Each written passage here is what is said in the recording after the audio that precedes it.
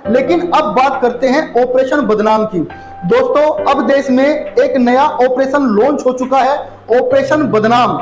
इंदौर की PhD scholar doctor Rohini Ghavri ने नगीना सांसद चंद्रशेखर आजाद पर मानसिक उत्पीड़न के आरोप लगाते हुए सोशल मीडिया पर निजी रिश्तों की पीड़ा भरी दास्तान शेयर की है। ऑपरेशन बदनाम के तहत क्या रोहिणी जानबूझकर चंद्रशेखर आजाद को टारगेट कर रही है? क्या चंद्रशेखर आजाद के कैरियर पर दाग लगाना चाहती है डॉक्टर रोहिणी? डॉक्टर रोहिणी के जिस तरीके के बयान सामने आए हैं, जिस तरीके से डॉक्टर रोहिणी ने एक्स पर पोस्ट किया है, जिस तरीके से डॉक्टर रोहिणी की जुबान है, उससे साफ स्पष्ट देखा जा सकता है कि रोहिणी चंद्रशेखर आजाद को बदनाम करना चाहती है और राजनीति में खुलकर कदम रखना चाहती है। डॉक्टर रोहिणी की बातों में कितनी सच्चाई है, कितना दम है, ये आने वाले समय में जनता को पता लग ही जाएगा। नमस्कार, जय हिंद, जय भारत। एक बार फिर स्वागत है आप सभी का हमारे हॉट 24 न्यूज चैनल पर। देश में पिछले कुछ दिनों से अलग अलग तरह के ऑपरेशन चलाकर कुछ चीजों का सफाया किया जा रहा है। कुछ ऑपरेशन सरकार चलाती है, कुछ ऑपरेशन जनता भी चलाती है। ऑपरेशन सिंदूर के तहत पाकिस्तान व पाकिस्तान के आतंकियों का सफाया किया गया। इसके बाद ऑपरेशन हनीमून के तहत सोनम ने राजा का सफाया किया। पिछले कुछ दिनों में बहुत सी महिलाओं ने अपने बॉयफ्रेंड व अपने आशिकों के चक्कर में अपने पतियों का सफाया कर दिया। महिलाओं का यह कलयुगी रूप देख पूरा देश सदमे में है। खैर, महिलाओं की यह घटना दिन प्रतिदिन देश में बढ़ती जा रही है। अब पुरुषों को घर में बढ़ने से भी डर लगने लगा है। देखा जाता है कि कहीं अगला नंबर हमारा ना हो। लेकिन अब बात करते हैं ऑपरेशन बदनाम की। दोस्तों, अब देश में एक नया ऑपरेशन लॉन्च हो चुका है, ऑपरेशन बदनाम।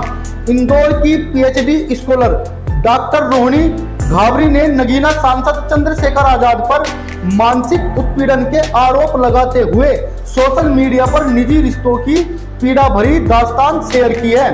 क्या रोहिणी जानबूझकर चंद्रशेखर आजाद के कैरियर पर दाग लगाना चाहती है?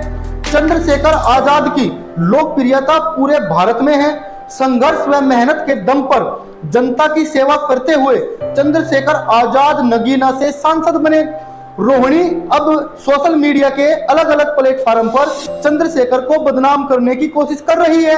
रोहिणी कहती है चंद्रशेखर ने उन्हें प्रेम में बांधकर उनकी जवानी के कीमती समय बर्बाद कर दिया और जब शादी की बात आई तब उन्हें छोड़ दिया।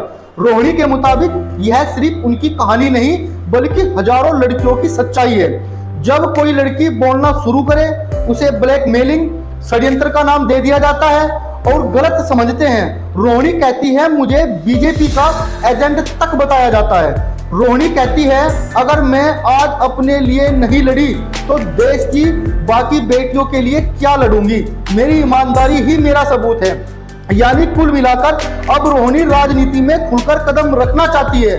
उभरते स्टार, उभरते सितारे सांसद चंद्रशेखर आजाद को ऑपरेशन बदनाम के तहत बदनाम किया जा रहा है। यह भी हो सकता है अपने आप को वायरल करने के लिए, अपनी राजनीति चमकाने के लिए चंद्रशेखर आजाद को टारगेट किया जा रहा हो ऑपरेशन बदनाम के तहत, क्योंकि रोहिणी पिछले कई दिनों से सोशल मीडिया के अलग अलग चैनलों पर जाकर अपनी पूरी कहानी, पूरी दास्तान सुना रही है।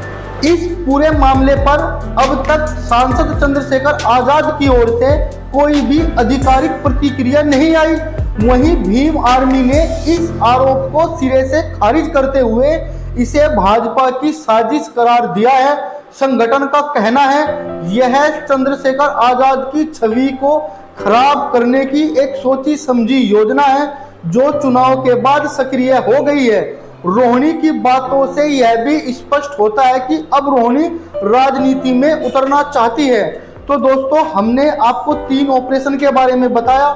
सबसे पहला ऑपरेशन सिंदूर, जिसके तहत हमारे यशस्वी प्रधानमंत्री नरेंद्र मोदी व हमारी भारतीय सेना, जिसको हम सलूट करते हैं, इन्होंने मिलकर पाकिस्तान के आतंकियों को मौत के घाट उतारा।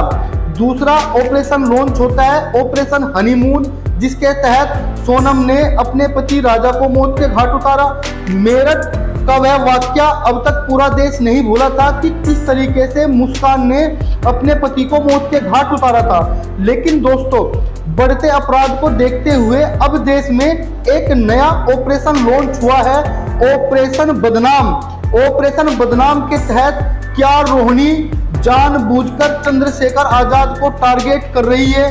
क्या चंद्रशेखर आजाद के कैरियर पर दाग लगाना चाहती है डॉक्टर रोहिणी? डॉक्टर रोहिणी के जिस तरीके के बयान सामने आए हैं, जिस तरीके से डॉक्टर रोहिणी ने एक्स पर पोस्ट किया है, जिस तरीके से डॉक्टर रोहिणी की जुबान है, उससे साफ स्पष्ट देखा जा सकता है कि रोहिणी चंद्रशेखर आजाद को बदनाम करना चाहती है और राजनीति में खुलकर कदम रखना चाहती है। डॉक्टर रोहिणी की बातों में कितनी सच्चाई है, कितना दम है, ये आने वाले समय में जनता को पता लग ही जाएगा। लेकिन एक उभरता सितारा, एक उभरता स्टार जिसकी लोकप्रियता पूरे भारत में है, जिस तरीके से हमारे यशस्वी प्रधानमंत्री नरेंद्र मोदी की लोकप्रियता पूरे भारत, पूरे देश विदेश में है, इसी तरीके से नगीना से सांसद चंद्रशेखर आजाद की भी लोकप्रियता पूरे भारत में है।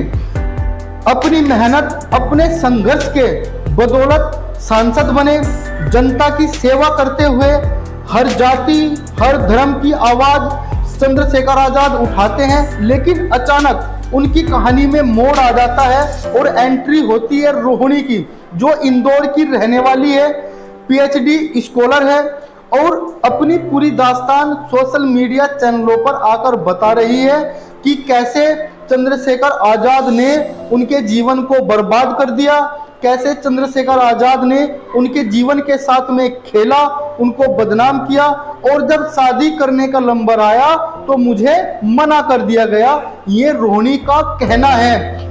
उन्होंने यह भी बताया कि मुझे नहीं पता था कि चंद्रशेखर आजाद शादीशुदा है।